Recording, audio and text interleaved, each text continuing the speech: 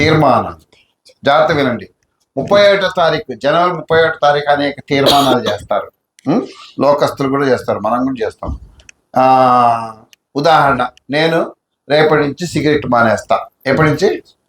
రేపటి నుంచి నేను ఏం మానేస్తా? సిగరెట్ మానేస్తా. రేపటి నుంచి నేను మందు మానేస్తా. రేపటి నుంచి నేను అబద్ధాలు చెప్పను. నేను రోజు వారం చర్చికి వెళ్తాను. నేను టైంకి చర్చికి వెళ్తాను. నేను అందరితో సమాధానం కలిగి ఉంటాను. నేను అబద్ధాలు చెప్పను. దేవుని పనులు నేను పాలు పొందుతాను. ఇంకేంటి? ఏం అవకాశం వచ్చినా నేను ఏం చేస్తాను? నేను పని చేస్తాను. నాకున్న దాంట్లో నేను దశం భాగం ఇస్తాను. ఇవన్నీ ఏంటి? తీర్మానాలు, రిజర్వేషన్స్ అంటారు. మా ఫ్రెండ్స్ ఏం చేసేవాడంటే, రేపటి నేను లంచం తీసుకొని రా. ఏం తీసుకోడంట? లంచం తీసుకొని రా అనేవాడు. అబ్బా నిజమేనా అనుకున్నాడు. 2వ తారీఖు, 1వ తారీఖు సెలవు వచ్చేది. 2వ తారీఖు 4వ తారీఖు ఏం చేసేవాడు? మళ్ళా 3వ తారీఖే ఏమైందిరా మరి 31 అవి కుదరదురా బాసు అనేవాడు. నేను ఇప్పుడు రిజల్యూషన్స్, తీర్మానాలు వేరు, దానివల్ల లాభం లేదు. తీర్మానాలు ఏం కావాలి? జాగ్రత్త వినండి. తీర్మానం చేయటం చాలా సులభం. ఆ తీర్మానము నువ్వు అమలు చేయటానికి నువ్వు తీసుకున్న తీర్మానం మీద కొంచెం నువ్వు పని చేయాలి. అర్థమవుతుందా? నువ్వు తీసుకున్న తీర్మానం మీద ఏం చేయాలని చెప్తున్నాను నేను. You have to work out on that. నువ్వు పని చేయాలి. తీర్మానాలు వేరు, పని చేయటం వేరు. నువ్వు తీర్మానం చేస్తే సరిపోదు. దాని మీద ఏం చేయాలి? నేను చేసుకున్న ఆ తీర్మానం, ఆ నిర్ణయాన్ని అమలు చేయటానికి నేను ప్రయత్నం చేయట్లే. మనం చేసే తప్పే, మనమే కాదు, 95%, 99% విశ్వాసులు చేసే తప్పేంటంటే 31వ తారీఖున తెగ మరి మదన పడిపోయి, బాధపడిపోయి, దేవా నేను రేపు ఫస్ట్ నుంచి ఇది చేస్తా, అది చేస్తా, నేను బైబిల్ చదువుతా, నేను వాక్యం చెప్తా, నేను నలుగురిని తీసుకొస్తా, నేను అబద్ధాలు చెప్పను, ఎవరితో గొడవ పడను, దేవుడు ఏదైతే మాట్లాడతాడో అన్నీ ఒప్పుకుంటాం. కానీ మళ్ళీ 1వ తారీఖు నుంచే మళ్ళా మొదలైపోతుంది. ఎందుకంటే నువ్వు తీర్మానం అయితే చేసావు, కానీ నువ్వు చేసిన తీర్మానం మీద నువ్వు పని చేయటం మానేసావు. You're not working on. దాని గురించి నువ్వు కట్టుబడి లేవు. నువ్వు కట్టుబడి ఉండటానికి నువ్వు మనసులో నువ్వు తీర్మానం చేసావు. తీర్మానం వేరు, కానీ నువ్వు నిర్ణయం తీసుకోలేదు, దృఢమైన నిర్ణయం తీసుకోలేదు. అది అమలు ఎట్లా చేస్తారు? నెక్స్ట్ డే నుంచి నిర్ణయం తీసుకుని అమలు చేస్తారు. సో ఈరోజు మనము మంచి తీర్మానం చేయాలని దేవుడు కోరుతున్నాడు. మంచి నిర్ణయం తీసుకోవాలి. తీర్మానాలు అయితే చేశారు కదా రాత్రి. ఆ తీర్మానాలు ఒక విధంగా మీకు అర్థమయ్యేటట్టు చెప్పాలంటే, నువ్వు చేసిన తీర్మానం అమల్లో పెట్టాలి. అర్థమవుతుందా? నువ్వు చేసిన తీర్మానం నువ్వు ఏం చేయాలి? అమల్లో పెట్టాలి. ఇప్పుడు నాకు ఇందాక నుంచి ఒక మెసేజ్ వస్తుంది. ఏంటి? రైల్వే టైం టేబుల్ మారింది. ఎందుకంటే ఎక్కువ ఫ్రీక్వెంట్గా రైల్లో ప్రయాణం చేసేవాడు ఒక మెసేజ్ వస్తుంది ఈరోజు. ఏంటంటే, మీరు రైల్వే టైం టేబుల్ మారింది. మీరు ఎక్కాలనుకున్న బండి ఏదన్నా ఉంటే టైం టేబుల్ చూసి దాని ప్రకారం స్టేషన్కి వెళ్ళండి. ఇప్పుడు వాళ్ళు రైల్వే టైం టేబుల్ మార్చాలని వాళ్ళు తీర్మానం చేశారు. ఎప్పటి నుంచి ఆ తీర్మానం అమలు చేస్తారు? జనవరి 1 నుంచి అమలు చేద్దాం అనుకున్నారు. సో జనవరి 1 నుంచి అమలు చేద్దాం అనుకున్నారు కాబట్టి ఒక 10 రోజులు ఎవరైతే రెగ్యులర్గా రైలు ప్రయాణం చేస్తుంటారో వాళ్ళందరికీ మెసేజ్లు పంపిస్తుంటారు. రైల్వే టైం టేబుల్ మారింది, మీరు ప్రయాణం చేసుకున్న ట్రైన్ ఏ టైంకి మీరు ఎక్కాలనుకున్న స్టేషన్కి వస్తుందో చూసుకొని మీరు స్టేషన్కి వెళ్ళండి. కొంచెం కాస్త ముందు రావచ్చు, కాస్త వెనక్కి కావచ్చు అని మెసేజ్ ఇస్తున్నాడు. సో ఈరోజు మరి నువ్వు రాత్రి ఏదైతే తీర్మానం చేశావో, లేకపోతే ఏవైతే నువ్వు దేవుని కోసం చేయాలనుకున్నావో, లేకపోతే నీ బ్రతుకు మార్చుకోవడానికి నువ్వు ఏవైతే చేయాలనుకున్నావో వాటిని నువ్వు అమలు చేస్తాను అని నిర్ణయం తీసుకోవాలి. You have to decide. ఒక మంచి నిర్ణయం తీసుకోవాలి నువ్వు. ఈరోజు మనం ఆలోచన చేసిన అంశం అదే. ఏంటంటే ఒక మంచి నిర్ణయం తీర్మానం అయితే చేశాం, పేపర్ మీద రాసుకున్నాం, మంచిదే. ఒక మంచి నిర్ణయం, take a good decision. Philippi పత్రిక 1వ అధ్యాయం 21వ వచనం. ఫిలిప్పీ పత్రిక 1వ అధ్యాయం 21వ వచనం. నా మట్టుకైతే బ్రతుకుట క్రీస్తే చావైతే లాభం. పౌలు గారు ఫిలిప్పీ సంఘాన్ని చెప్తున్నారు, ఏ బాబు, నా మట్టుకైతే బ్రతికితే క్రీస్తు కోసం బ్రతుకుతా, చస్తే క్రీస్తు కోసమే చస్తా. నేను బ్రతకడం అంటే క్రీస్తు కోసం చనిపోవటమే నాకు లాభం. అర్థమవుతుంది. ఆయన ఏం చేశాడు? తన నిర్ణయాన్ని, తన దేవుని పట్ల కనపరిచిన తను చేసిన తీర్మానాన్ని అక్కడ ఆయన సంఘాన్ని చెప్తాడే, ఫిలిప్పీ సంఘస్థులారా, నా మట్టుకైతే బ్రతుకుట క్రీస్తే, నేను బ్రతికినంత కాలం క్రీస్తు కోసమే బ్రతుకుతా. ఒకవేళ నేను చచ్చిపోతే నాకు అది చాలా లాభం, ఎందుకంటే నేను క్రీస్తు కోసం చచ్చిపోయాను. పౌలు అసలు ఆయన ఎంతటి వాడండి? ఆయన ముందు మనం ఎంత? ఆయన ఎవరు అసలు? ఆ రోజుల్లో గమానియల్ యూనివర్సిటీ అని ఉండేది. గమానియల్ ఉస్మానియా యూనివర్సిటీ లాగా హిబ్రూ గ్రీకు భాషలు, తర్వాత అరమిక్ భాష, ఆ తర్వాత ఈ ధర్మశాస్త్రం మీద తర్క వితర్కాలు చేసినటువంటి ప్రొఫెసర్స్ ఉండేవాళ్ళు. వాళ్ళలో గమానియేలు అనే ఒక ఆయన ఉన్నారు. ఆయన చాలా పేరు పొందిన, బాగా ధర్మశాస్త్రాన్ని అవసాన పట్టినవాడు అనమాట. ఆయన దగ్గర పౌలు గారు శిష్యరికం చేశాడు. పౌలు గారు గురువు గారు ఎవరు? గమానియేలు గారు. గమానియేలు పాదాల దగ్గర కూర్చొని నేర్చుకున్నాడు. అట్లాంటి వ్యక్తి ధర్మశాస్త్రాన్ని మొత్తం ఒక పుల్లు కానీ సున్నా కానీ పోనీయకుండా అన్ని నేర్చుకొని దాన్ని అర్థం చేసుకొని వంట పట్టించుకున్న వ్యక్తి ఏమంటున్నాడు? బ్రతుకుట అయితే క్రీస్తే, చావైతే లాభం. ఈరోజు నువ్వు ఒక మంచి నిర్ణయం తీసుకోవాలని దేవుడు కోరుతున్నాడు. నీ జీవితం పట్ల, నీ ఆత్మీయ జీవితం పట్ల, ఈ లోక సంబంధమైన జీవితం పట్ల నువ్వు ఎంతకాలం అట్లాగా ఉంటావు కదా? నేను ఇంత అబద్ధం ఆడను, రాత్రి అనుకున్నావు నేను అబద్ధం ఆడకూడదు, నేను మోసం చేయకూడదు, అందరినీ నేను క్షమించాలి అనుకున్నావా? అందరితో సమాధానంగా ఉండాలి, చిన్నపిల్లలు వాళ్ళు ఏమైనా అన్నా కూడా నేనేమి పట్టించుకోను అనుకున్నావా లేదా? దేవుడు నాకు వీలున్న నేను టైం తీసుకొని దేవుని పనిలో పాల్గొంటాను అనుకున్నది అనుకో, దాన్ని ఏం చేయాలి? నువ్వు అమలు చేయాలి. అనుకుంటే లాభం. ఇప్పుడు రాత్రి మనం చేస్తున్న తీర్మానాలు ఎట్లాంటి అంటే, డాక్టర్ దగ్గరికి వెళ్ళాం, అయ్యా నాకు బాగా దగ్గు ఉంది, పడుతుంది అంటే ఆయన ఏం చేశాడు? మందుల చీటి రాసిచ్చాడు. వేసుకోండి సార్, పొద్దున ఒకటి, సాయంత్రం ఒకటి, మధ్యాహ్నం ఒకటి, వేడి నీళ్ళు తీసుకొని, సన్ని నీళ్ళు తీసుకుని, అట్టిపండు తినద్దు, అది తిని అన్నీ చెప్పాడు. సరే సార్ నువ్వు వచ్చావు, చీటీ తెచ్చుకున్నావు. చీటీ తెచ్చుకోగానే పడిసం పోద్దా? ఎందుకు పోదు? అది ఈరోజు చెయ్యాలి. చీటీ రాసుకున్నంత మాత్రాన 500 ఇచ్చి చీటీ రాసుకుంటే పోదు. పైగా భయం పెరుగుద్ది. అమ్మో ఇన్ని మందు రాశాడా, పొద్దున ఒకటంట, మధ్యాహ్నం ఒకటంట, రాత్రి ఒకటంట, సాయంత్రం ఒకటంట, నిద్రపోయేటప్పుడు ఒకటంట, వేడి నీళ్లు తాగాలంట, అట్టిపొడి తినకూడదంట, మామిడికాయలు తినొద్దంట, అది తినొద్దంట, ఇది తిన, పెద్ద లిస్ట్ ఇస్తాడు. ఓకే విన్నాడు, ఇచ్చావు, ఎంత ఫీజు 500 ఇచ్చేసి వచ్చావు, అయిపోయింది. దీని కింద పెట్టుకుని అనుకున్నావు, తగ్గిందా? నువ్వు ఏం చేయాలి? ఆ చీటీ తీసుకొని మెడికల్ షాప్కి వెళ్ళి ఆ మందు మళ్ళీ 1500కి కొనుక్కొని 5 తెచ్చి అక్కడ పెట్టుకొని దాని మీద రాస్తాడు. మళ్ళీ ఆ షాప్ వాడే రాస్తాడు. మార్నింగ్ అంటే ఎం రాస్తాడు, ఆఫ్టర్నూన్ అంటే ఏ రాస్తాడు, ఈవినింగ్ అంటే రాత్రి కంటే ఎన్ రాస్తాడు, నైట్ అని రాస్తాడు. ఆయన రాసిన ఒక దగ్గర పెట్టుకొని ఎప్పుడు వేసుకోవాలి. ఈరోజు నువ్వు ఒక మంచి నిర్ణయం చేయాలి. ఒక మంచి నిర్ణయం చేస్తే ఈ 2026లో నీ జీవితాన్ని మలుపుతున్నారు, నీ జీవితాన్ని మారుస్తుంది ఆ నిర్ణయం. నువ్వు మంచి నిర్ణయం చేయకపోతే అవి నీ జీవితాన్ని మార్చదు. నీవు ఈ సంవత్సరంలో ఒక మంచి నిర్ణయం తీసుకుంటే దేవుడు నిన్ను గొప్ప సాక్షిగా నిలబెడతాడు. ఎస్, ఒక నిర్ణయం తీసుకో దేవుని విషయాల్లో. దేవుడు నిన్ను ఒక సాక్షి నిలబెడతాడు. నీ చదువు అవసరం లేదు, నీ జ్ఞానం లేదు, నీ మాటకారితనం అవసరం లేదు. ఏంటి ఏం కావాలి? నీకు సమర్పణ. నేను ఇదిగోటేవా నా టైం ఇది నేను ఇస్తున్నా, అదొక్కటే చాలు.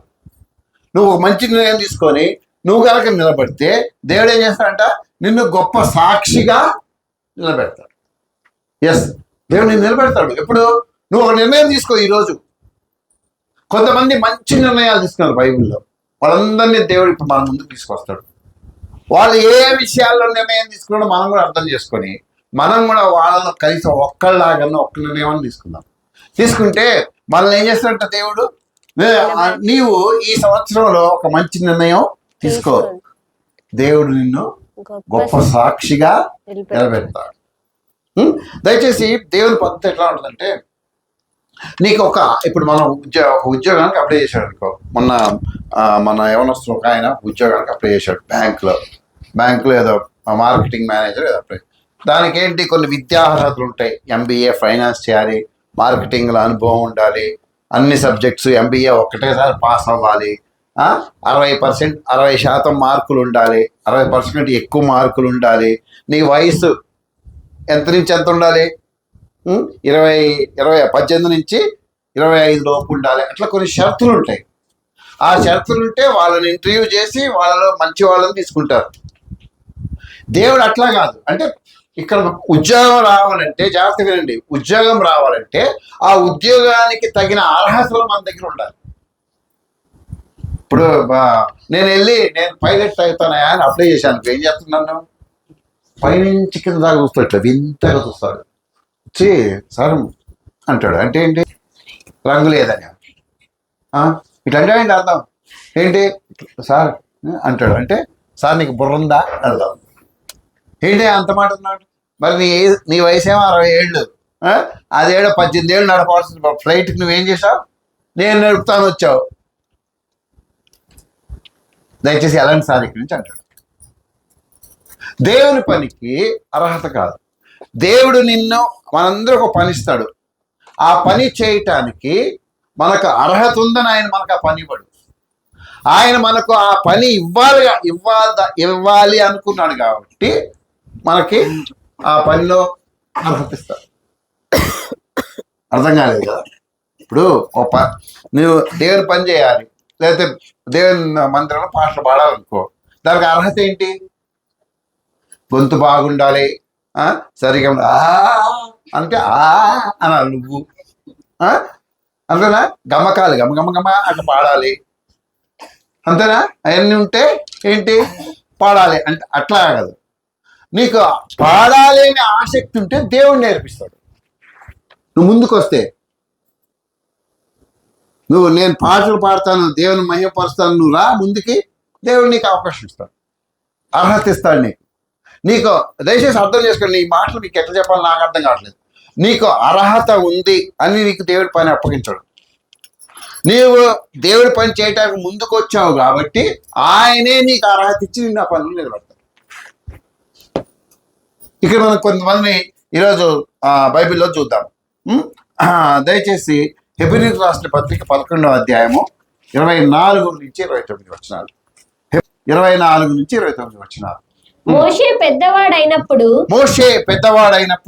విశ్వాసమును బట్టి ఐగుప్తుతనము కంటే క్రీస్తు విషయమైన నింద గొప్ప భాగ్యమని ఎంచుకొని అల్పకాలం పాపభోగం అనుభవించుట కంటే దేవుని ప్రజలతో శ్రమ అనుభవించుట మేలని యోచించి ఫరో కుమార్తె యొక్క కుమారుడు అని అనిపించుకొనుటకు ఒప్పుకొనలేదు. ఏలయనగా అతడు ప్రతిఫలముగా కలగబోవు బహుమానమందు దృష్టి ఉంచెను. ఏంటంటే మోషే ఎవరు అసలు? మోషేకి ఉన్న గొప్పతనం ఏంటంటే, మోషేని ఫరో కుమార్తె పెంచుకుంది కదా, పేరుందా లేదు, ఫరో కుమార్తె ఆయన్ని పెంచుకొని ఏం చేసింది, తన రాజనగర్లో మోషేని పెట్టుకొని మోషేకి ఐగుప్తులో ఉన్న ఎడ్యుకేషన్ అంతా ఇప్పించింది, ఐగుప్తు విద్యలన్నీ నేర్పించింది. యుద్ధం చేయటం తెలుసు, బాణాలు వేయటం తెలుసు, కత్తి ఎట్లా తిప్పాలో తెలుసు, రాజ్య పరిపాలన ఎట్లా చేయాలో తెలుసు. అక్కడ ఉన్న ఐగుప్తు యొక్క విద్య మొత్తం ఆయనకి వచ్చు, చదువు సంధ్యలు అన్నీ ఉన్నాయి, డిగ్రీలు ఉన్నాయి, అన్నీ ఉన్నాయి ఆయనకి. ఆయన స్థానం ఏంటి అంటే, ఆమె ఫరో ఈమెను ఎవరైతే పెంచుకున్నారో ఆవిడ చనిపోతే ఆవిడ స్థానంలో ఈయన కుమారుడిగా రాజ్యానికి వెళ్తాడు, ఫరో అయిపోతాడు. ఆయన మోషే ఫరో అయిపోతాడు. కానీ ఏంటంట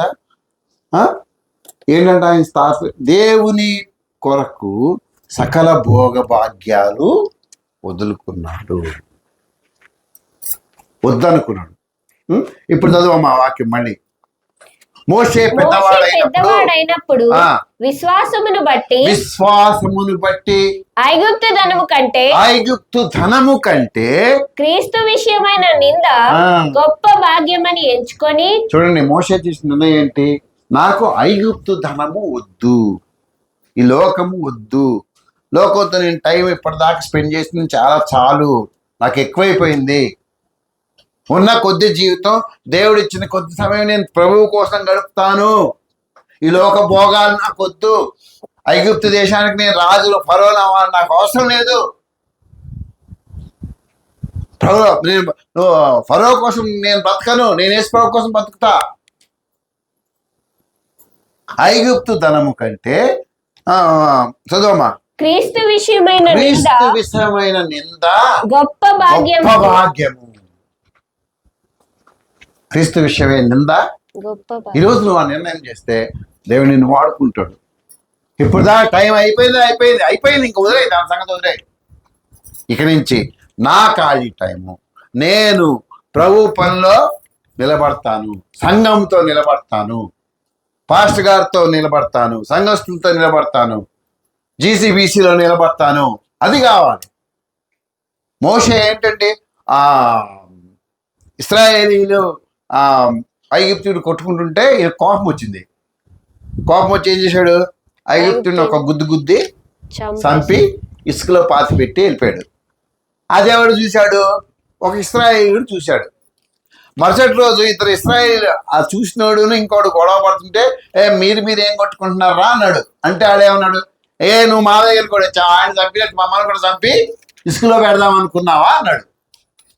అనగానే భయపడిపోయి ఏం చేశాడు ఈయన? ఆవిడ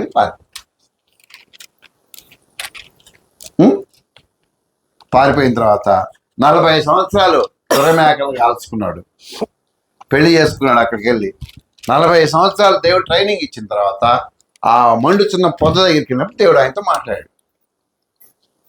ఈరోజు మోషే జీవితం కనుక మనం చూస్తే 80 సంవత్సరాలు వేస్ట్ అయిపోయాయి. మోషే 40 సంవత్సరాలు ఏమో ఫరో దగ్గర పెరిగాడు, 40 సంవత్సరాలు ఏమో అరణ్యంలో మేకలు కాసుకుంటే ఏంటి అంత బతికి అంత చదువు చదివి వాళ్ళ మామ ఇత్రో మేకలు మోసుకుంటే ఏం చేశాడు? ఆ కొండలు చుట్టూ తిరిగాడు, మేపుకుంటూ తిరిగాడు, 40 ఏళ్ళు తిరిగాడు. ఆ తర్వాత దేవుడు పిలిస్తే దేవుని పిలుపులో ఒకటి. అందుకే ఇప్పుడు ఏమంటున్నాడు తెలుసా? మోషే ఐగుప్తు ధనం కంటే క్రీస్తు విషయమైన నింద గొప్పదని ఎరిగి దాన్ని వదిలిపెట్టి బయటికి వెళ్ళిపోయాడు. దేవుని కొరకు సకల భోగ భాగ్యాలు వదులుకున్నవాడు మోషే. దేవుని కోసం నీ టైం ఇవ్వు, నీ టీవీలో అవతల పెట్టు, నీ చిట్ చాటింగ్లో అవతల పెట్టు, నీ చాటింగ్లో అవతల పెట్టు, ముసలమ్మ ముచ్చట్లు అవతల పెట్టు. ఏంటి వాళ్ళ మీద వీళ్ళకి రాత్రి నేను చెప్పాను కదా, వీళ్ళ మీద వాళ్ళ మీద వీళ్ళకి అవన్నీ పక్కన పెట్టే. ఇంకెంతకాలం? దేవుడు మనకు సంవత్సరం జీవితం ఇచ్చాడంటే మనకు కనీసం ఇప్పుడన్నా వాడుకుంటామని ఇచ్చాడు. దీని కూడా దుర్వినియోగం చేస్తామని కాదు. సువార్త చెప్పు. నీ సువార్త అంటే ఏంటి? ఎన్ని సాక్ష్యం చెప్పు. ఒకప్పుడు నా జీవితం ఇది, ఇప్పుడు నా జీవితం ఇది. యేసు ప్రభు నా జీవితాన్ని ఈ విధంగా మార్చాడు. అది ఒకటే మాట చెప్పు, ఇంకేం చెప్పకు. నువ్వు యేసు ప్రభుని చెప్పకు, ఆయన గుణ లక్షణాలు చెప్పకు, ఆయన ఏం చేశాడు చెప్పకు, ఆయన ఎక్కడ కూడా ఏం చెప్పకు. నిజంగా నువ్వు మారు మనసుకుంటే ఇదిగో నా జీవితం ఒకప్పుడు ఇట్లా ఉండేది, ఇప్పుడు ఇట్లా ఉంది. యేసు ప్రభు నేను నమ్ముకున్నాను, ఆయన నా జీవితాన్ని మార్చాడు. నువ్వు యేసు ప్రభుని నమ్ముకొని ఆయన నీ జీవితాన్ని అంతే. నీకు ఆశ ఉంటే దేవుడిని వాడుకుంటాడు. ఒకటే మాట. నేను సువార్త నాకు ఏం తెలిసేది, క్లాస్లో ఎవరు లేనప్పుడు బెంచ్ మీద నిలబడి యేసు ప్రభువే దేవుడు నా జీవితాన్ని మార్చాడు, మీరు కూడా యేసు ప్రభువుని నమ్ముకోండి అని పెద్దగా బెంచ్ మీద నిలబడి పెద్దగా అరిచి చెప్పి కూర్చునేవాడు కింద. అంతే. 4-5 సార్లు అరిసిన తర్వాత వాళ్ళకి అర్థం కాలే. తర్వాత అరే ఏం అరిసేవరా నువ్వు అని అడిగాడు. అప్పుడు చెప్పేవాడిని వాళ్ళకి సాక్ష్యం. 8వ తరగతి, 9వ తరగతి, 10వ తరగతి, ఈ 3 తరగతులు ఇట్లా చెప్పేవాడిని నేను. నువ్వు నిలబడితే మోషేలాగా అన్ని వాడుకుంటాడు. నీకు అర్హత ఉంది. ఎంతకాలం భయపడబోతుతావు? ఎంతకాలం బతుకుతావు? మొన్న ఎవరో చెప్తున్నాను, ఒక అమ్మాయి పెళ్ళి అంటే తెగ భయపడిపోయేదంట. అమ్మో పెళ్ళ, అయ్యో ఫస్ట్ నైటా, అయ్యో మొగుడా అనేదంట వచ్చి. అరే ఎంతో కౌన్సిలింగ్ చేశారంట ఆమెకి. ఎంత కౌన్సిలింగ్ అంటే ఆఖరికి ఆమె పెళ్లి రోజు కౌన్సిలర్ ఉంటారు, ఈ మానసిక సలహాలు ఇస్తుంటారు కదా, ఆ కౌన్సిలర్ గారు కూడా వచ్చి ఆమె పక్కన నిలబడిందంట. ఏం కాదమ్మా పెళ్లి చేసుకో అని నిలబడింది. ఆ కౌన్సిలర్ గారే సంతకం పెట్టించింది. తాళి కడుతుంటే తల ఉంచమ్మా అంటే ఆమె చెప్పినట్టు విన్నది, అయిపోయింది. ఫస్ట్ నైట్ వచ్చింది. ఫస్ట్ నైట్ వచ్చినప్పుడు ఆమె అంటుందంట, అమ్మ మేడం మీరు కూడా రెండు లోపల కడతంట. ఆమె కోపం ఎత్తుందంతా పిచ్చి పిచ్చి ఆశ మరి లోపల పోమని. మరుసటి రోజు వచ్చింది. వచ్చిన తర్వాత ఇంక ఈమెతో మాట్లాడలేదంట కౌన్సిలర్. ఎందుకు కౌన్సిలర్తో వచ్చి ఏంటమ్మా అంటే, ఇంతేనా నేను ఏమో అనుకున్నా, నువ్వు ఎంతకాలం భయపడతా బతుకుతావు, ఎంతకాలం నాకు కాదులే అని ఊరుకుంటావు. మోషే అట్లా ఊరుకోలే. మోషే తన యొక్క సుఖాల్ని, సౌఖ్యాల్ని, భోగభాగ్యాల్ని, తన రాజరికాన్ని వదిలిపెట్టి క్రీస్తు విషయమై నింద పౌలు గారిని, మీకు తెలుసా పౌలు గారిని సిలువ వేసి చంపారు. చచ్చిపోయాడు ఆయన. 2020 అయిపోయింది. 2026లో అన్నా సరే దేవా నేను నిలబడతా, ఐ వాంట్ టు స్టాండ్, నీకోసం నేను నిలబడతా ప్రభా. మోషే తీసుకున్న నిర్ణయం అది. ఆయన సారీ తర్వాత ఇంకొక వ్యక్తిని చూస్తున్నాం మనం, యెహోషువ గ్రంథం 24వ అధ్యాయం 14వ వచనం. యెహోషువ గ్రంథం 24వ అధ్యాయం 14వ వచనం. యెహోషువ గ్రంథం 24వ అధ్యాయం 14వ వచనం. కాబట్టి మీరు యెహోవా యందు భయభక్తులు గలవారై ఆయనను నిష్కపటముగాను సత్యముగాను సేవించుచు మీ పితరులు నది అద్దరిని ఐగుప్తులోని సేవించిన దేవతలను తొలగద్రోసి యెహోవానే సేవించుడి. యెహోవాను సేవించుట మీ దృష్టికి కీడని తోచిన ఎడల మీరు ఎవని సేవించెదరో, నది అద్దరిని మీ పితరులు సేవించిన దేవతలను సేవించెదరో, అమోరీల దేశంలో మీరు నివసించుచున్నారే వారి దేవతలను సేవించెదరో నేడు మీరు కోరుకొనిడి. మీరెవరిని కోరుకొనినను నేను యెహోవాను సేవించెదము అనెను. ఏం చెప్పాడు? అయిపోయింది. మోషే తర్వాత దేవుడు ఎవరిని ఎన్నుకున్నాడు? యెహోషువని ఎన్నుకున్నాడు. యెహోషువకి యెహోవా దేవుడు సహాయం చేయటం వల్ల అన్ని రాజ్యాలు గెలుచుకుంటూ వచ్చాడు. 12 తెగలకి 12 ప్లేసెస్ పంచిపెట్టేశాడు. 11 ప్లేసులు పంచిపెట్టాడు. లేవీలకు మాత్రం ఆయన స్థలం ఇవ్వలేదు. లేవీలకు ఏంటి? లేవీ గోత్రికులు దేవుని మందిరంలో పనిచేయాలి, దేవుని పనులన్నీ వాళ్ళు చూసుకోవాలి. అయిపోయింది. ఇంకా యెహోషువ చచ్చిపోతాడు. అయితే అక్కడున్న ప్రజలందరూ నిలబెట్టి ఏం చెప్తున్నాడంటే, హే మీరు ఎవరిని పూజ చేస్తారో మీరు పూజించండి, ఎవరిని సేవిస్తారో మీరు వాళ్ళని సేవించండి. నది అవతలున్న దేవతలను సేవిస్తారో, లేకపోతే ఐగుప్తు దేశంలో మీరు వదిలిపెట్టి వచ్చిన దేవతలను సేవిస్తారో, లేదా మీ పితరుల దేవతలు సేవిస్తారో, మీరు ఎవరినన్నా సేవించండి, అంటే ఆరాధించండి, పూజించండి. అయితే నేను నా ఇంటి వారు మాత్రము ఎవరు సేవిస్తాం? యెహోవాను సేవిస్తాము. యెహోవా కాబట్టి నేను నా ఇంటి వారు యెహోవాను సేవిస్తాము.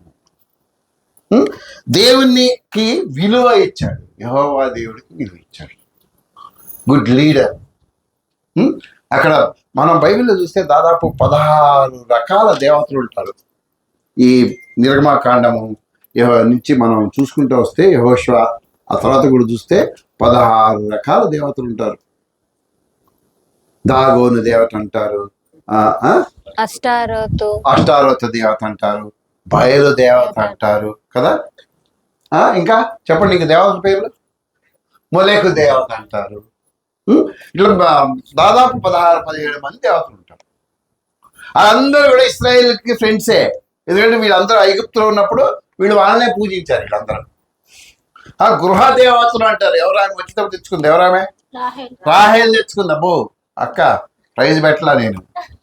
రాహేల్ తెచ్చుకుంది వచ్చేటప్పుడు. గృహ దేవతలు అంటే వాళ్ళకి ఇష్టమైన ఒక దేవతని ఇంటి దేవతగా పెట్టుకుంటారు. మా ఇంటి దేవత అండి అంటారు కదా, ఇక్కడ కూడా అంటారు తెలంగాణలో. వీళ్ళు మా ఇంటి దేవత అండి ఈవిడ, లేదా ఈయన మా ఇంటి దేవుడు అండి అంటారు. ఈయన ఏమంటున్నాడు? మీరు ఎవరైనా సేవించండి అయ్యా. టీవీని సేవిస్తావా ఏంటి? ఫోన్ని ప్రేమిస్తావా? ఫోన్ ఒక దేవత ఇప్పుడు మనకి, అవునా? అవునా కదా? మాట్లాడాలి నాకు. ఫోన్ ఒక దేవత, మొదటి దేవతది. పెళ్ళాం కూడా ఇటో పోయింది అది. నీతో నాకేం పని, ఇక్కడైతే లేటెస్ట్ వస్తుంటే నువ్వు ఎప్పుడు ఆ ఏడు పొహం అంటాడు కదా. ఎప్పుడు అక్కడ అంటావు ఇక్కడ అంటావు అదంటే ఫోన్ చూడు బా లేవంగానే ఎంత బాగుంది. అంటే మొదటి దేవత ఎవరు? ఈ రోజుల్లో ఫోన్ ఒక దేవత అయిపోయింది. పొద్దున్నే లేవంగానే అంతకుముందు ఇది పట్టుకుని ఇప్పుడు ఏమంటున్నాడు, ఇట్లా అంటున్నాడు. ఫోన్ దుమ్ము దులుపుతున్నాడు. బ్యాటరీ ఉందా? రైట్ ఉంది. ఇంటర్నెట్ వస్తుందా? వస్తుంది. ఫోన్ ఒక దేవత అయిపోయింది. నీ నీ భాగస్వామి నీకు ఒక దేవత అయిపోయాడు ఇప్పుడు, దెయ్యం. లేకపోతే నీ భర్త లేకపోతే నీ భార్య నీకు దెయ్యం అయిపోయింది. నీ పిల్లలు ఒక దేవత అయిపోయారు. పిల్లలు దేవత ఎప్పుడు అవుతారు? పిల్లలు నీ పని చెప్పినప్పుడు నీ దేవత. కానీ నువ్వు రక్షింపడిన తర్వాత నీ పిల్లల గురించి ఏం శ్రద్ధ తీసుకో. ఉంటే ఆడే వస్తాడు, లేకపోతే పోయాడు అంటావు. ఈయన ఏమన్నాడు? మీరు ఎవరైనా సేవించండి అయ్యా, నేను మాత్రం నా ఇంటి వారు యెహోవానే సేవించదం. నీ ఇంటి వాళ్ళు ఎవరిని సేవిస్తున్నారు? నీ ఇంటి వాళ్ళు నీ భర్తకి మారు మనసు ఉందా? నీ భార్యకి మారు మనసు ఉందా? అరే నీ కడుపును పుట్టే పిల్లలకి మారు మనసు ఉందా? అసలు వాళ్ళు మారు మనసు పొందడానికి నువ్వు ఏం చేశావు ఇంతవరకు? కనీసం వాళ్ళు రెగ్యులర్గా చర్చి కన్నా నడిపించావా? లేదే. కనీసం వాక్యం అన్నా వినే అవకాశం ఇచ్చే వాళ్ళకి అది కూడా లేదే. నేనేమంటున్నాడు? మీరు ఎవరినైనా సేవించండి కానీ నేను నా ఇంటి వారు యెహోవాను సేవిస్తున్నాను. నిర్ణయం తీసుకో. అరే నన్ను కన్న ఊరుంది, నేను తిరిగిన ప్రాంతాలు ఉన్నాయి, నా స్నేహితులు ఉన్నారు, నా బంధువులు ఉన్నారు, నాతో తొక్కుడు బిళ్ళలు ఆడిన వాళ్ళు ఉన్నారు, నాతో గిల్లిదాండ్రులు ఆడిన ఉన్నారు, నాతో చెట్లెక్కి తన్నులు తిన్నోళ్ళు ఉన్నారు, నాతో గోటికాయలు ఆడిన వాళ్ళు ఉన్నారు. అక్కడ నువ్వేమో మారు పొందావు, వాళ్ళగా పట్టించుకోవు. రేపు పొద్దున వాళ్ళు నరకానికి వెళ్తే నువ్వు వాళ్ళ ఆత్మ విషయంలో దేవుడు తప్పకుండా నిన్ను లెక్క అడుగుతాడు. నువ్వు యెహోవాను సేవిస్తున్నావు, మరి వాళ్ళు సేవించే అవకాశం, వాళ్ళు ఆ వాక్యం వినే అవకాశం కల్పించావా? ఇప్పుడు కన్నా సార్ అయిపోయింది దాని గురించి మాట్లాడద్దు. ఈ సంవత్సరం నేను నా ఇంటికి నా పిల్లల్ని యేసు ప్రభువుకు నడిపిస్తాను. నా ఇంటిని నేను ప్రభు కోసం తెరుస్తాను. మీరు ఎవరిని సేవించినా నేను మాత్రం ఏమన్నాడు? యెహోవాను. నీకు అక్కడ దర్వాజా మూసుకొని పోయినాయి, ఆయన అక్కడికే పోతావు. నువ్వు నిలబడలేవు, ఎందుకంటే నువ్వు దానికి అలవాటు పడ్డావు. ఇప్పుడు ఇశ్రాయేలీయుల్ని దేవుడు మార్చడానికి ప్రయత్నం చేస్తే వాళ్ళు మారలేకపోయారు. లాస్ట్కి ఏమన్నాడు దేవుడు? వీళ్ళు లోబడిన వాళ్ళని ప్రజలు, నేను వీళ్ళని తీసుకెళ్ళను. ఎందుకన్నాడు ఆ మాట అంటే వాళ్ళ యొక్క పాత అలవాటుని బాగా అలవాటు పడి బయటికి రాలేకపోయారు అనమాట. దేవుడు మాట వింటానికి ఇష్టపడలేదు. వాళ్ళకి ఎంతసేపు అయినట్టు దేవుడు ప్రేమ చెప్తే ఎక్కలే. అదే ఆడు ఏం చేశాడు? ఫరో ఏం చేశాడు? ఇటుకలు చేయాలి కదా. ఐగుప్తీయులకి ఏం చెప్పాడు? ఇటుకలు చేయాలి, వాళ్ళు చేయాలి, లెక్క తప్పకూడదు. మనిషికి 1000 చేయాలంటే 1000 చేయాల్సిందే రోజు. అంతకుముందు వీళ్ళు దానికి కర్ర ఇచ్చేవాళ్ళు, కాల్చడానికి గడ్డి ఇచ్చేవాళ్ళు, మట్టి ఇచ్చేవాళ్ళు. వీళ్ళు ఆ మట్టి పిసికి ఎండబెట్టి దాంట్లో కాల్చి వాళ్ళకి ఇవ్వాలి. ఇప్పుడు ఏమన్నాడు? వీళ్ళకి కర్ర ఇవ్వకు, గడ్డి ఇవ్వకు, వీళ్ళే పోయి వీళ్ళే తెచ్చుకొని వీళ్ళే మట్టి తెచ్చి అన్నీ తెచ్చి రోజు అయ్యేపాటికి 1000 ఇటుకలు లెక్క అక్కడ ఉండాల్సిందే. ఇప్పుడు మెటీరియల్ ఏమి ఇవ్వడు వాడు, నువ్వే తెచ్చుకొని నువ్వే చేయాలి. అది అలవాటు అయిపోయింది మనకి. ప్రేమ, దేవుని ప్రేమ మనకు అలవాటు అవ్వట్లేదు, దేవుని ప్రేమ మనకి ఎక్కట్లేదు. ఇప్పుడు ఒక పిల్లడు ఉన్నాడు అనుకో, వాడు మామూలుగా టీచర్ చెప్తే ఎక్కదు. ఏం చేయాలి టీచరు? అరే హోంవర్క్ చేసుకొని రామ్మా రేపు అంటే ఏమంటాడు వీడు? అంటాడు. వచ్చిన హోంవర్క్ చేసావా అంటే చేయలేదు. అదే ఆ రోజు రేపటి హోంవర్క్ చేయాలంటే లేచిన బట్టి 2 టపా 2 వేసి రేపు హోంవర్క్ చేసుకొని రా అంటే ఏం చేస్తాడు? చేసుకొస్తాడా? చేతుల మీద వాతలు కనిపిస్తాయి కదా, అమ్మో ఇంకా గోడతాం చేసు. అది అలవాటు అయిపోయింది మనకి. ఒక్క పూట కూటి కొరకు తన ఈ యెహోషువ చెప్తున్నాడు, మీరు ఎవరైనా సేవించండి అయ్యా, నేను మాత్రం యెహోవానే సేవిస్తాను. We want to honour, you want to worship God. ఇద్దరు విషయం చూసాం. ఒక ఆయన మోషే భోగభాగ్యాలు వదిలిపెట్టాడు, ఇంకొక ఆయన యెహోవానే సేవించాలని నిర్ణయించుకున్నాడు. ఆ బైబిల్ మొత్తం చూస్తే యెహోషువ కానీ ఆయన పిల్లలు కానీ తప్పలేదు, యెహోవానే సేవిస్తే వెళ్ళారు. ఎక్కడ తప్పలేదు వాళ్ళు. తర్వాత ఈ న్యాయాధిపతులు వచ్చిన అక్కడ దాకా కనిపిస్తుంది వాళ్ళ జనాలు, కానీ వాళ్ళు ఎక్కడ తప్పు చేయలేదు, యెహోవానే సేవించారు. సో ఈరోజు నువ్వు నిర్ణయించాలి, నువ్వు యెహోవాని సేవిస్తావా, నీ ఫోన్ని సేవిస్తావా, లోకాన్ని సేవిస్తావా, ఏం సేవిస్తావా? యెహోవాకి దాసురాలు ఉంటావా, లేకపోతే ఐగుప్తీయులకి దాసు ఇంకా అక్కడే ఉంటావా? మూడో వ్యక్తి గురించి మనం చూద్దాం. బైబిల్లో ఉన్న మూడో వ్యక్తి ఎవరైనా హబకుక్ అని ఒక ప్రవక్త. ఈ హబకుక్ గారు ఒక నిర్ణయం తీసుకున్నాడు. హబకుక్ గ్రంథం 3వ అధ్యాయము 17 నుంచి 18 వచనాలు. చెట్లు పూయకుండినను, అంజూరపు చెట్లు పూయకుండినను, ద్రాక్ష చెట్లు ఫలింపకపోయినను, ఒలీవ చెట్లు కావులేక ఉండినను, కాపులేకయుండినను, చేనులోని పైరు పంటకు రాకపోయినను, గొర్రెలు దొడ్డిలో లేకపోయినను, సాలలో పశువులు లేకపోయినను, నేను యెహోవాయందు ఆనందించెదను, నా రక్షణకర్త అయిన నా దేవుని యందు నేను సంతోషించెదను. ఏమన్నాడు? నాకు ఏమున్నా, మన మాటలో చెప్పాలంటే అన్ని పరిస్థితుల్లో కూడా నాకు ఏం జరిగినా, ఏమున్నా లేకపోయినా నేను యెహోవాయందు ఆనందిస్తాను. దేవునితో సంబంధం విషయం మాట్లాడుతున్నాడు. నాకేమున్నా లేకపోయినా, తిండున్నా లేకపోయినా, చాలలో పశువులున్నా లేకపోయినా, ద్రాక్ష చెట్లు ఫలించినా, అంజూరపు చెట్లు పూత కాయకపోయినా, నా దగ్గర పశువులన్నీ చచ్చిపోయినా, గొర్రె మేకలు లేకపోయినా, ఏమున్నా లేకపోయినా నేను యెహోవాయందు ఆనందిస్తాను. నేను యెహోవాయందు ఆనందిస్తాను. ఆయన తీసుకున్న నిర్ణయం అది. ఆయన తీసుకున్న నిర్ణయం. ఉన్నా లేకపోయినా నేను ప్రభు కోసం బ్రతుకుతా. నాకు అన్నీ ఉండి, నాకు ఫ్రీడమ్ ఉండి, నాకు బాగా డబ్బులు ఇస్తుంటే, అవన్నీ ఉండి, నాకు టైం ఉండి, ఏంటి నాకు ఆరోగ్యం ఉంటే అప్పుడు నేను దేవుని పని చేస్తా అంటే కుదరదు. అప్పుడు నువ్వు అన్ని డబ్బులు ఉంటే ఆరోగ్యం ఉంటుంది, దేవుని పని ఎందుకు చేస్తావా? ఇంకో పని ఎత్తుక్కుంటావు, అంతే కదా. పొద్దునంతా పని చేసి వచ్చావు, 5 గంటలకు 6 గంటలకు, ఇంకా హెల్తీగా ఉందనుకో, ఇంకేంటి, ఏదో మేడం ఇంటింటి పెట్టుద్ది, ఇది కావాలి నాకు, ఈస్టర్ నాటికి నా చెవులు ఇట్లా ఏలాడాలనుకో కదా. ఈయన ఏమంటున్నాడు? అరే నాకు ఏమున్నా లేకపోయినా నేను యెహోవాయందు ఆనందిస్తాను, యెహోవాయందు ఆనందిస్తాను. నాకు నష్టం వచ్చినా సరే, నాకు కష్టం వచ్చినా సరే, నువ్వు కష్టపడితే రాదది. నరుని కష్టం వలన సంపాదన ఎక్కువ కాదు, అది ఎక్కువ కాదు, పెరగదు, అది పెరగదు. ఏమన్నాడు? నాకు ఏమున్నా లేకపోయినా నీ టైం, నీకు ఒక టైం పెట్టు దేవుడికి. దేవా ఇదిగో మార్నింగ్ పూట ఈ టైం నీది, మార్నింగ్ పూట 5 నుంచి 8 గంటల వరకు ఈ టైము, ఈవినింగ్ పూట 6 నుంచి 9 గంటల వరకు ఈ టైం దేవా, మిగతాదంతా నేను పని చేసుకుంటా, చేసుకో. నీకు మార్నింగ్ టైంలో నీకు 8 నుంచి 6 గంటల వరకు పని దొరకలా, ఏం చేస్తావు? నీ ఇష్టం ఏమైనా చేయి. అన్నం తింటావా, పడుకుంటావా, తిరిగి వస్తావా, చెయ్యి. మళ్ళీ 6 గంటలకు దేవుని పని ఉంటే దేవుని పనిలోకి వెళ్ళు. ఒక వారం రోజులు నీకు పని రాలేదనుకో, వరి అవ్వకు. ఎందుకు?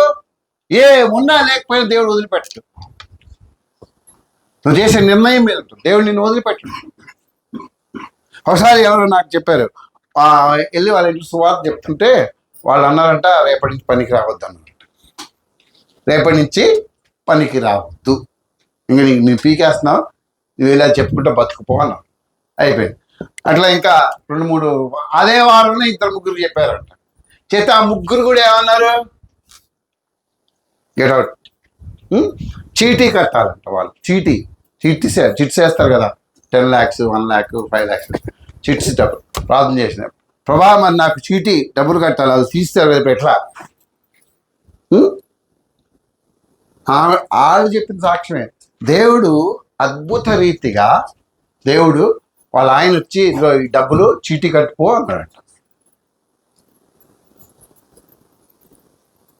అందుకే హబక్కూకు ఏమంటున్నాడు, పంట పొలాలున్నా లేకపోయినా అంజూరపు చెట్లు పూసినా ద థింగ్ ఏంటంటే నువ్వు దేవుడికి సమయం ఇవ్వటం నేర్చుకుంటే దేవుడిని ఆశీర్వదిస్తాడు. ఒక రూల్, ఇప్పుడు ఎన్ని గంటలు పని చేయాలి మనిషి, ఇప్పుడు రూల్ ఉంది, ఎన్ని గంటలు పని చేయాలి, 8 hours. ఇప్పుడు పోనీ 8 hours కూడా వద్దులే. మార్నింగ్ ఎన్ని గంటలకు వెళ్ళాలి, 9 గంటలకు వెళ్ళాలి. ఆఫీస్ ఎన్ని గంటలకు అయిపోద్ది, 5 గంటలకు అయిపోద్ది. 5 గంటలకు రాగానే నువ్వు బయటికి ఎందుకు రావు, ఆయన రానియడు కదా, మనం రాని. నువ్వేం చేయాలి అప్పుడు, ఏం చేయాలి, ప్రార్థన చేయి. దేవా ఈయన రానియట్లేదు, నేను ఈ పని చేయలేకపోతున్నా, I want to work for you. దేవుడు ద్వారం తెరుస్తాడు. నేను మహబూబాబాద్లో ఉన్నప్పుడు ఆ కలెక్టర్ చాలా నువ్వు ఇక్కడ కదిలినావా అనేవాడు, ఇట్లా అనేవాడు. యాస హిల్లానా యా రూమ్ లేక యా రైనా అనేవాడు. సరే సరే ఒకరోజు ప్రార్థన చేస్తా కూర్చున్నా, దేవా ఈ చూసుకుంటుంటే అదేమవుద్ది, నాకు మార్గం తిరుగుతేవా ప్రార్థన చేశాను. ప్రార్థన పొద్దున్నే అక్కడ ఒక హోటల్ ఉంటుందా, మా హోటల్ నుంచి ముందుకెళ్తే చాయ్ డబ్బా అదే పేపర్ ఏముంది, మహబూబాబాద్ కలెక్టర్ బదిలీ వెళ్ళిపోయాడు. అంటే నేను గొప్ప నువ్వు దేవుడు ఏమైనా చేయగలడు. ఇందాక పాట గుర్తు చేసి చూసావా, నువ్వు నిజంగా దేవుడు మొరపెడితే తనకు నిజముగా మొరపెట్టు వారికి ఆయన సమీపముగా ఉన్నాడు. ఆ తర్వాత వచ్చిన కలెక్టర్స్ నన్ను పట్టించుకునేవాడు కాదు. రా చాయ్ తాగు వెళ్ళు, ఏం చేస్తున్నావు, అయ్యో అక్కడి నుంచి వస్తావా, ట్రైన్లో వస్తావా, ఇవే ముచ్చట్లుండేవి. ఏమైనా పని ఉంటే ఈ పని చేసినా పో అనేవాడు అంతే. నువ్వు నీకు మనసు ఉండాలి, అరే నేను ఈ 2026లో దేవుడికి అందుబాటులో ఉంటాను. ప్రార్థన చేయి, దేవా ఇదిగో నేను ఇక్కడ రావాలనుకుంటున్నాను, ఇదిగో నేను ఐగుప్తులో ఉన్నాను, ఇక్కడ బయట తీసుకొని రా, తీసుకొస్తాడు దేవుడు. నీకు ఆశ ఉండాలి, ఆశ లేకపోతే ఏం చేస్తాం. మనకి ఆ కమిట్మెంట్ అది ఉండాలి, విశ్వాసం. నేను దేవుని పని చేస్తాను, ఒక ఆత్మనన్నా ఈ సంవత్సరం నేను దేవుడి దగ్గర తీసుకొస్తాను, ఒక కుటుంబాన్ని నడిపిస్తాను, నా కొడుకుల్ని, నా భర్తని, నా భార్యని, నా పిల్లల్ని, నా ఊరు వాళ్ళని, నా ఊర్లో నేను సువార్త చెప్తాను, సువార్త అందిస్తాను నేను వాళ్ళకి. సో ఇంకొక వ్యక్తిని మనం చూద్దాం, ఇంకో వ్యక్తిని చూద్దాం. పౌలు గారు ఇందా మనం చదివాం, ఏమంటాడు, ఫిలిప్పీ పత్రిక 1వ అధ్యాయం 21వ వచనం. నా మట్టుకైతే బ్రతుకుట క్రీస్తే, చావైతే లాభం. ఏంటి, దేనికి విలువ ఇచ్చాడు, దేనికి విలువ ఇచ్చాడు, క్రీస్తుకు విలువ ఇచ్చాడు. నా మట్టుకు బ్రతుకుటే అయితే క్రీస్తే, చావైతే నేను బతికితే యేసుప్రభు కోసమే బతుకుతా, చస్తే ఇంకా నాకు యేసుప్రభు కోసం నాకే లాభం. క్రీస్తుకి విలువ ఇవ్వటం నేర్చుకో ఈ సంవత్సరం. క్రీస్తుకి కనుక నువ్వు విలువ ఇవ్వటం నేర్చుకుంటే నీ జీవితం దేవుడు అది ఎంత ఫలభరితంగా ఇతరుల కోసం మారుస్తాడంటే నువ్వే గ్రహిస్తావు. క్రీస్తుకు విలువ ఇవ్వటం నేర్చుకో. ఉదయం లేచినప్పుడు బైబిల్ పట్టుకో, ప్రార్థన చెయ్యి. అది చేయకుండా ఎక్కడికి వెళ్ళొద్దు. సాయంత్రం వస్తావు, ఏంటి ప్రోగ్రాం అడుగు, లేదు ఏం లేదు, మళ్ళీ ఇంకోసారి బైబిల్ చదువుకో. సువార్త పని వచ్చింది, నేను కూడా వస్తాను పాస్టర్ రా. క్రీస్తుని నువ్వు వెంబడి, క్రీస్తుకు విలువ ఇవ్వు. నువ్వు ఎవరికి విలువిస్తున్నావు, ఆదివారం ఎవరికి విలువిస్తున్నావు, సంఘానికి విలువిస్తున్నావా, లోకానికి విలువిస్తున్నావా? బంధువులు పిలిస్తే వెళ్ళొద్దు నేను చెప్పను, వెళ్ళు, బంధువులతో వెళ్ళు, వాళ్ళతో మాట్లాడు, వాళ్ళతో సావాసం చేయి, కానీ వాళ్ళ కార్యక్రమాల్లో నువ్వు పాలు పొందొద్దు. క్రీస్తుకు విలువ నేర్చుకో. క్రీస్తుకు ఏమన్నాడు, నా మట్టుకు బ్రతుకుట క్రీస్తే, నా మట్టుకైతే, నా ఇండివిజువల్ అభిప్రాయం రాబాయి, నా మట్టుకైతే నేను బ్రతికితే క్రీస్తు కోసమే బ్రతుకుతా. ఒకవేళ నేను చచ్చిపోతే క్రీస్తు కోసం చచ్చిపోతే నాకు చాలా లాభం, అంతకంటే భాగ్యమే ఉంది. మనం ఏం చేస్తాం? బంధువుల కోసం వేసుకుని అమ్మేస్తాం కదా. అవునా? వీళ్ళు ఏం చేశారు? ఏదేదో మేకనో కుక్కనో వస్తారు కదా, ఆ తోక ఏదో పెడతారు మనకి. అబ్బబ్బబ్బబ్బా, నల్ల కుక్క తోక ఎంత బాగా ఉడికిందో. దానికి వెళ్ళాం మనం. ఏమో సీరియస్గా ఆలోచించండి, మీరు చేసే తప్పు అదే. అందువల్లే మీ జీవితాల్లో దేవుడి యొక్క ఆశీర్వాదం మీరు చూడలేకపోతున్నారు. నువ్వు ఎందుకు లోపడలేకపోతున్నావు? నీ మైండ్ నిండావే ఉన్నాయి. దేవుడు నీకు చేసిన మేలు, దేవుడు నిన్ను రక్షించిన విధానం, దేవుడు నీ పట్ల చూపిన కృప, దేవుడి యొక్క ప్రేమ, అవన్నీ పోయినాయి. ఎందుకు పోయినాయి అంటే లోకం వచ్చి నిలబడింది అక్కడ. క్రీస్తు లేడు, లోకంతో నువ్వు ఉన్నావు, లోకం వచ్చి నిలబడింది అక్కడ. లోకం వచ్చి నిలబడింది. ఏమని అడిగినా ఎంత మంచి నిర్ణయం అండి, ఎంత మంచి నిర్ణయం. ఆయన్ని ఇట్లా సిలువ వేసి చంపారు. అందుకే అన్నాడు, నా మట్టుకైతే బ్రతుకుటకి ఇస్తే చావైతే లాభం. నువ్వు చేసే తీర్మానాలు, నీ యొక్క సంఘటనలు, దాని మీద ఈ సంవత్సరం ఆశీర్వాదాలు ఆధారపడి ఉంటాయి. నేను మీకు రాత్రి చెప్పాను, మీరు తీసుకున్నవి దేవుని వాక్యాలు మాత్రమే. ఈ దేవుని వాక్యాన్ని వాళ్ళు ఏం చేశారు? బిజినెస్ పరంగా, కమర్షియల్గా మంచి వాక్యాలన్నీ తీసుకొని, అంటే మంచిగా మనకు మనసుకు మంచిగా అనిపించినవి తీసుకొని కార్డులు కట్ చేసి దాని మీద ప్రింట్ చేసి అమ్మాడు. ఆ బిజినెస్ పరంగా దాని పెట్టే కూడా ఉంటుంది మన దగ్గర. బిజినెస్ పరంగా మనం కొనుక్కొచ్చాం, అక్కడ పెట్టాం. అంటే ఏంటి బిజినెస్? ఇప్పుడు క్యాలెండర్ ఉంది, క్యాలెండర్ మనం తీసుకున్నారు. ఎక్కడది క్యాలెండర్? నేనే ఇప్పించానా? నేనేమైనా రాశానా? లేదు, అది కూడా బిజినెసే. హిందువులు తిథి నక్షత్రాలు వేసుకుంటారు, మనం వాక్యాలు పెట్టుకున్నాము, అంతేనా? మనం దాన్ని బట్టి వాగ్దానం అంటే ఏంటి? దేవుడు నీతో చెప్పేది మాట వాగ్దానం. నువ్వు బైబిల్ వాక్యాన్ని మంచిది తీసుకొని పెట్టుకున్నావు.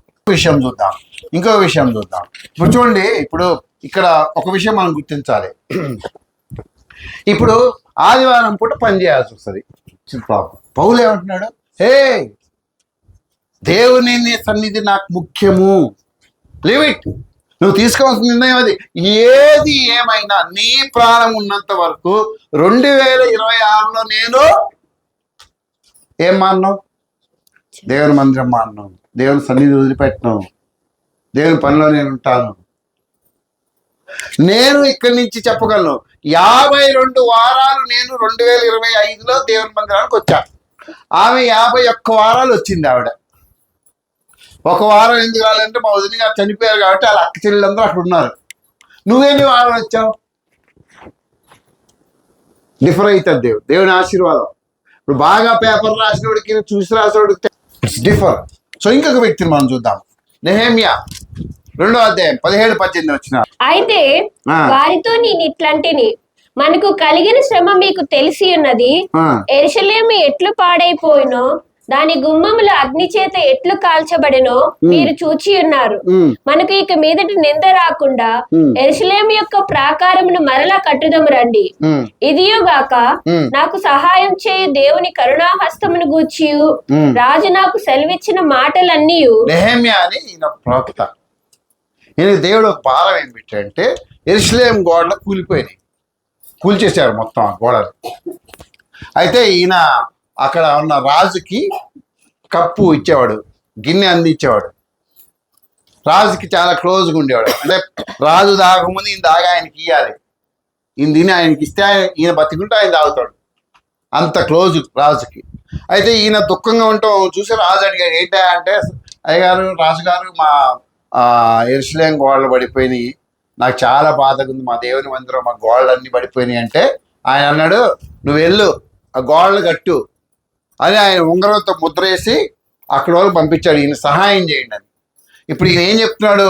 మన దేవుని హస్తం మనకు తోడుగా ఉంది, రాజుగారు మనకు సహాయం చేస్తాడు, మనం గోడ కడదాం రండి అంటే వీళ్ళు భయపడుతున్నారు. అదే వాళ్ళందరూ వచ్చి మనం తిరుగుబాటు చేస్తారు. ఏమంటున్నాడు? మన దేవుని హస్తం మనకు సహాయం ఉంది, రాజుగారు మనకు హెల్ప్ చేస్తున్నాడు, రండి అంటే ఏముంది? ఈయన యెరూషలేము గోడల్ని ఎన్ని రోజులు కట్టాడు? అక్కడ నేను రాశాను. ఎన్ని రోజులు కట్టాడు? 52 days. 52 రోజుల్లో కట్టాడు. ఇప్పుడుందా యెరూషలేము గోడలు ఉన్నాయా? యెరూషలేము చుట్టూ గోడలు ఉన్నాయా? మీరు చూస్తే తెలుస్తుంది, తల ఊపితే కాదు. 12 ద్వారాలు ఉంటాయి వాటికి. అవన్నీ కూడా 52 రోజుల్లో కట్టాడు. ఎందుకు కట్టాడు? దేవుని పని పట్ల ఏముంది ఆయనకి? ఆసక్తి ఉంది, పట్టుదల. 2026లో నెహెమ్యా తీసుకుని నిర్ణయం తీసుకో, ఏమన్నా కానీ నేను సువార్త చెప్తా, ఒక్కదానే నడిపిస్తాను. 100 మందిని తీసుకున్నామని నేను చెప్పను, ఒక్క వ్యక్తిని తీసుకున్నా నీ తరఫున. నీ పిల్లల్ని తెచ్చుకో. యేసుప్రభు వచ్చాడు అనుకో, నువ్వు పరలోకానికి వెళ్తావు, మరి వాళ్ళ పరిస్థితి ఏంటి? నీ పరిస్థితి ఏంటి? పట్టుదల ఉండాలి. ఎస్, నా కుటుంబాన్ని నేను ఈ సంవత్సరం ప్రభువులోకి నడిపిస్తాను, నా గ్రామానికి నేను ఈ సంవత్సరం సువార్త తీసుకెళ్తాను, నా స్నేహితులతో నేను సువార్త పంచుకుంటాను. వాళ్ళు వినరు, నువ్వు చెప్తే వినరు, నాకు తెలుసు. నువ్వు ఒకసారి చెప్తే అయిపోయిందా? అయిపోయిందా అది అక్కడికి? వాళ్ళకు సువార్త అందిందా? పూర్తిగా అందిందా? కొంతమందికి అందింది, 100 మందికి అందింది అంతే. 100 మందేనా మన దేశంలో? మన ఊర్లో ప్రజలు ఎంతమంది అమ్మా అక్కడ? 100 మందేనా? 100 ఒకట్లేనా అక్కడ? మరి ఇంకా 2750 మందికి ఎవడు చెప్తాడు సువార్త? దాంట్లో మళ్ళీ పిల్లలు ఎంతమంది ఉన్నారు? పట్టుదలగా పనిచేయండి దేవుని కోసం, దేవుని మందిరం విస్తరణ కోసం, దేవుని రాజ్యం విస్తరణ. చూడండి, నెహెమ్యా 52 రోజుల్లో గోడ కట్టాడండి, పట్టుదలతో పనిచేసాడు. నువ్వు కట్టే గోడ నక్క దూకితే పడిపోతారా అన్నారు. ఇద్దరు ఉంటారు, సన్బలట్టు టోబియా అని.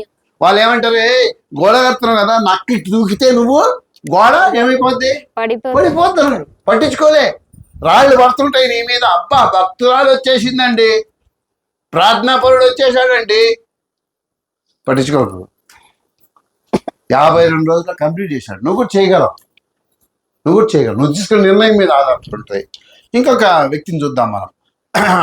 ఈ వ్యక్తి ఎవరంటే దానియేలు, షడ్రకు, మెషకు. దానియేలు గ్రంథం ముందు 3వ అధ్యాయం 16 వచ్చింది చూద్దాం. షడ్రకును, మెషకును, అబేద్నెగో ఈ రాజుతో ఇలాగ చెప్పిరి, నెబూకద్నెజరు, ఇందుని గురించి నీకు ప్రత్యుత్తరం ఇయ్యవలనన్న చింత మాకు లేదు.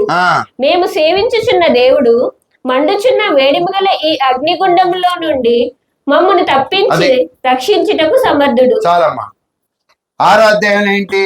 ఎవరు ప్రార్థన చేయకూడదు. ప్రార్థన చేస్తే తీసుకెళ్ళి ఎక్కడ పడేయాలి? సింహాల బోన్. వీళ్ళ ముగ్గురిని తీసుకెళ్ళేమో దాంట్లో పడేశారు, అగ్నిగుండంలో. ఆయన తీసుకెళ్లి సింహాలు పడేశారు కదా. అంటే అయినా దేవుడు వీళ్ళు కాపాడాడు. మనం నేర్చుకున్న లెసన్ ఏంటి? తన ప్రాణం కన్నా దేవునికి విలువ ఇచ్చారు. తమ ప్రాణం కన్నా దేవునికి విలువ ఇచ్చారు. దేవునికి విలువ ఇవ్వటం నేర్చుకోండి. అందుకే పౌలు ఏమన్నాడు? నా మట్టుకైతే బ్రతుకుట క్రీస్తే, చావైతే లాభం. ఐఎమ్ గెయిన్డ్ అన్నాడు. If I die for the Lord I'm gained. దేవునికి విలువ ఇవ్వటం నేర్చుకోండి.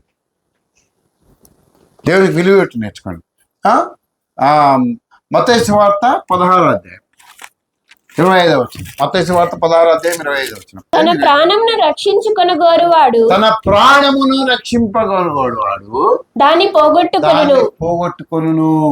నా నిమిత్తము తన ప్రాణమును పోగొట్టుకొనువాడు దాన్ని దక్కించుకొనును. 1526లో విలియం టిండేల్ అని ఒక ఆయన ఉండేవాడు, ఇంగ్లాండ్ దేశంలో. బాగా వినండి, ఆయన పేరేంటి? William Tyndale. ఈయన ఏం చేశాడంటే గ్రీకు, హెబ్రీ భాషల్లో ఉన్న బైబిల్ మొత్తాన్ని ఇంగ్లీష్ భాషలోకి తర్జుమా చేశాడు. గ్రీకు, హెబ్రీ భాషలో ఉన్న బైబిల్ మొత్తాన్ని మొట్టమొదటిసారి ఇంగ్లీష్ భాషలోకి తర్జుమా చేశాడు. తర్జుమా చేసి అది తీసుకెళ్ళి రోమన్ క్యాథలిక్స్కి ఇస్తే వాళ్ళ కోపం వచ్చింది. ఏం చేశారు? ఆయన దగ్గర ఆ బైబిల్ తీసుకొని విలియం టిండేల్ని నిలబెట్టి ఫిజికల్గా ఆయన అక్కడ నిలబడితే ఆయన నిప్పంటించేశారు. బతికున్నోడికి కట్టేసి ఆయన్ని స్తంభాలకు కట్టేసి నిప్పంటించేశారు.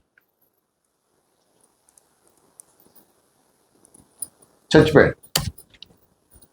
ఆయన తర్జుమా చేసిన బైబిల్లో నుంచి కింగ్ జేమ్స్ అని ఒక ఆయన రాజు వచ్చిన తర్వాత దాన్ని సరి చేసి కింగ్ జేమ్స్ వర్షన్ అని తీసుకొచ్చాడు ఇంగ్లీష్ బైబిల్. మన ప్రాణం కంటే ఏం ముఖ్యం? ఎప్పటికైనా చచ్చిపోయేదే కదా, బతుకుంటాం ఇక్కడే, ఇక్కడే ఉంటామా పర్మనెంట్గా? లేదు. ఎప్పుడైనా ఎంతమంది చచ్చిపోయారు? పోయిన వారమే నా దేశంలో 3 చచ్చిపోయారు. మనం కూడా ఎప్పుడో చచ్చిపోతాం. కాబట్టి కొన్ని విషయాలు దేవునికి విలువ ఇవ్వండి. మనం నేర్చుకున్న 4 ఒకసారి రివ్యూ చేద్దాం. దయచేసి ఇక్కడ నేను ఒక ఇది పెట్టాను, ఇది చదవండి. అంత్యకాలంలో ఉన్నాము. ఎవరు ఎప్పుడు ఈ లోకం నుండి వెళ్ళిపోతారో చెప్పలేని రోజుల్లో ఉన్నాము. అందుకే వీలైనంత వరకు దేవుని పని చేయండి. దేవుని కొరకు బ్రతకండి. దేవుని కోసం బ్రతకండి. పోయిన సంవత్సరం ఉన్న వాళ్ళు ఈ సంవత్సరం లేరు. అవునా? ఉన్నారా? లేరు. ఈ సంవత్సరం ఉన్న వాళ్ళు రేపు సంవత్సరం ఉంటారో లేదో తెలియదు. ఓకే. ఇంతవరకు ఉన్నామంటే అది కేవలం దేవుని కృప మాత్రమే. నెక్స్ట్ ఇయర్ నేను ఉంటానో లేదో తెలియదు, మీరు ఉంటారో లేదో తెలియదు, మనలో ఎవరు ఉంటారో కూడా తెలియదు. అసలు మనం ఉంటామో లేదు. వేసుకు వస్తే అందరం వెళ్ళిపోతాం. లేదా ఏం హింసలు వస్తాయో, ఏం కష్టాలు వస్తాయో, ఎవరి లైఫ్ ఎక్కడికి ఎండ్ అవుద్దో తెలియదు. కాబట్టి ఉన్నంత కాలము చక్కటి నిర్ణయం తీసుకొని దేవుని పని చేద్దాం. ముందుకు రండి, లోబడండి, దేవుని మాటకు లోబడండి, విధేయత చూపించండి. దేవుడు మీతో మాట్లాడాడు, మరి దేవుని మాటకు లోబడతాం. దేవుడి మాటలు మన వినికిడిలో దీవించునుగాక. ఆమేన్.